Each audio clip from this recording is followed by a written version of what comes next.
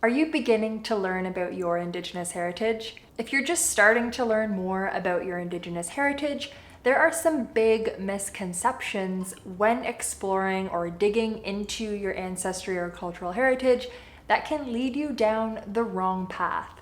So if you're on your journey to discovering your Indigenous heritage, then keep on watching. Hi there, I'm Mallory, and in this video, I'll be talking about the top 7 big misconceptions when it comes to learning about your Native roots and your Indigenous cultural background. If you haven't already, make sure you subscribe and hit the bell for new videos every single week for Indigenous people connecting to your Indigenous cultural heritage and for non-Indigenous allies aiming for truth and reconciliation. These top misconceptions for learning about your Indigenous heritage that I'll be covering today come from my own experiences of learning about my Anishinaabeg ancestors from my grandparents, as well as other friends and online community members of the Tribal Trade Co community. So here we go. The misconceptions about learning about your Indigenous ancestry, culture, and background are the following. The first misconception when you're exploring your Indigenous identity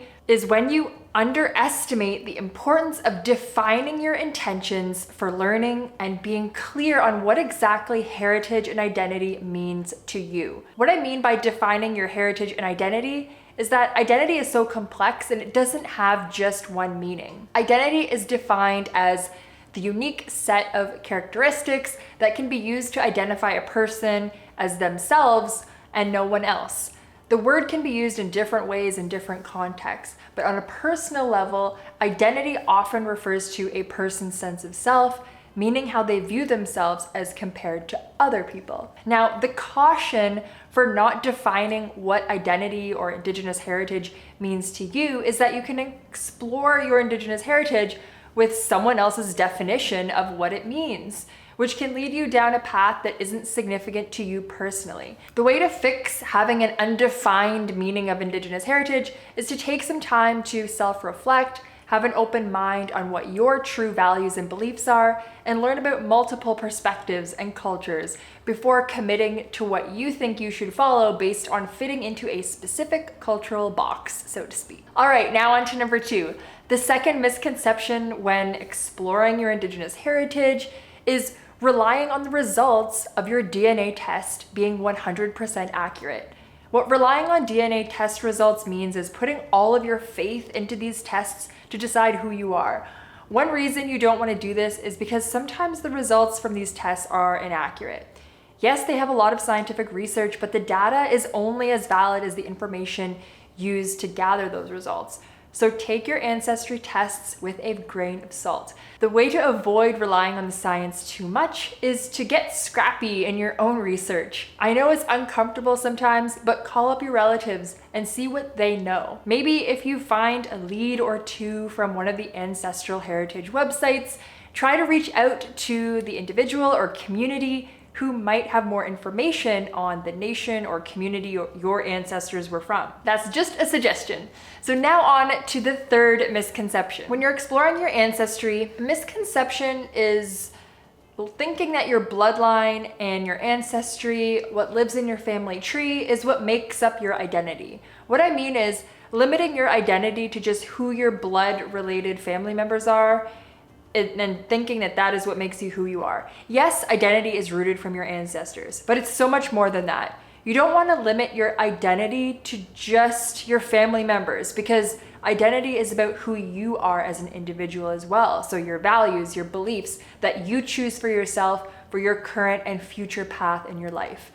The way to fix this misconception that we're limited by our family's identities is to use the following analogy to remember the importance of building upon each generation. Think of it like our parents' ceiling is our floor, meaning that our parents lived their lives and did the best that they could with the knowledge that they had. And we start at their ceiling and we build up from there. Every generation builds upon the previous generation's ceiling, which repeats with each generation. Does this misconception of limiting yourself and your potential to your bloodline relate to you? Please let me know in the comments below. Now on to the fourth misconception when exploring your Indigenous ancestry. Are you really gung-ho about asking your relatives or other connections questions about your background? What I mean is asking Indigenous people about your history, culture, without thinking of the significance of what it could mean to them.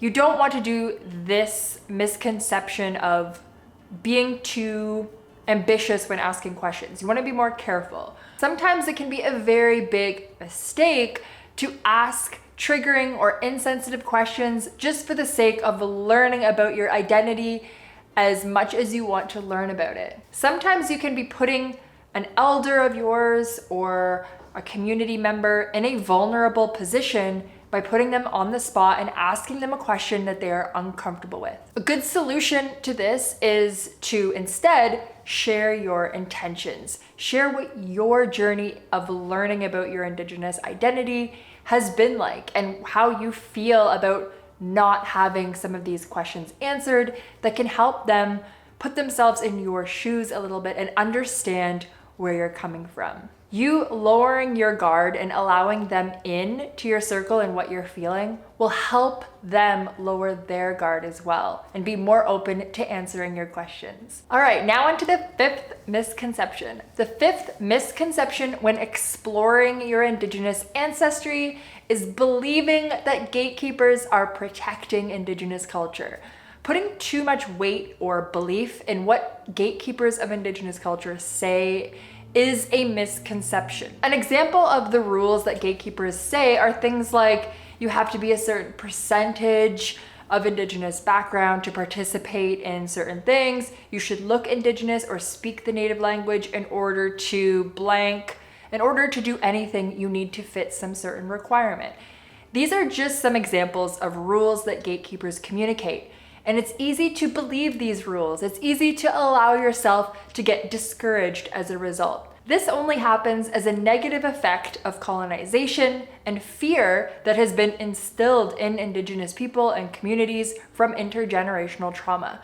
To learn more about gatekeeping, watch this video right here. The way to correctly deal with the fear of gatekeepers shutting you out is to understand that gatekeeping exists in all backgrounds. Understanding why it happens can make you feel better equipped not to become discouraged and to move forward on your learning journey. Have you had any experience with gatekeeping, and do you agree or disagree with this being a misconception?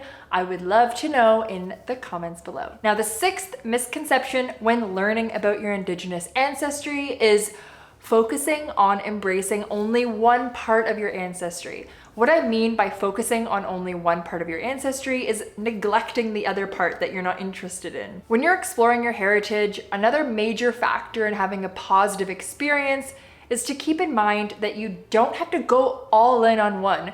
Appreciate the diversity that makes you you. If you're 100% of settler background, you likely come from mixed backgrounds, whether it's European descent, Asian descent, wherever it is that your family comes from. Explore each of those regions. If you're of 100% Indigenous background, you likely come from a variety of different Indigenous nations across North America, across Turtle Island. So it's really, really valuable for you to look into the different traditions from each nation that your ancestors have come from, right? If you're of mixed settler and Indigenous background, try not to neglect or ignore your settler background. Try not to ignore or neglect your Indigenous background. These things, these backgrounds of your ancestors is what makes you you. And it's really, really helpful and valuable to allow you to have an open mind and see all of the areas and all of the cultural significances that your ancestors have felt to be important and that they have carried with them on their journey through life.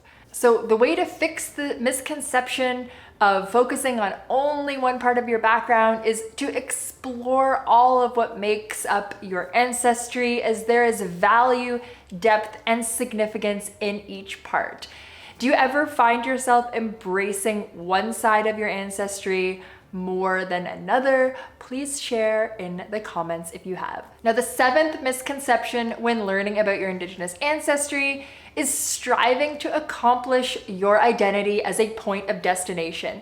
What I mean is thinking that you will be happy once you achieve knowledge of your Indigenous ancestry. This is a misconception because discovering your Indigenous culture and background is so much of a journey that will not be finished. Yes, you can make strides and progress in learning more, but it is never complete in learning who you are and your personal identity. Whether you're Indigenous and you're learning about your ancestors, or whether you're an ally and you're learning about your ancestors, or you're learning about your Indigenous friends, this is a really, really important piece of understanding that it is a journey, not a destination. Now, if you're a non-Indigenous person wanting to support Indigenous people and communities in your life, check out the training, Becoming an Indigenous Ally. The link is in the description below. We also have other links in the description where you can learn more about reconnecting to your heritage if you're Indigenous and you're wanting to explore your cultural background more. And we have other videos on becoming an Indigenous ally and how you can be a good ally and support your Indigenous friends and family and community members in truth and reconciliation. Thank you so much for watching, guys. I hope you have an amazing day, and we'll see you next time.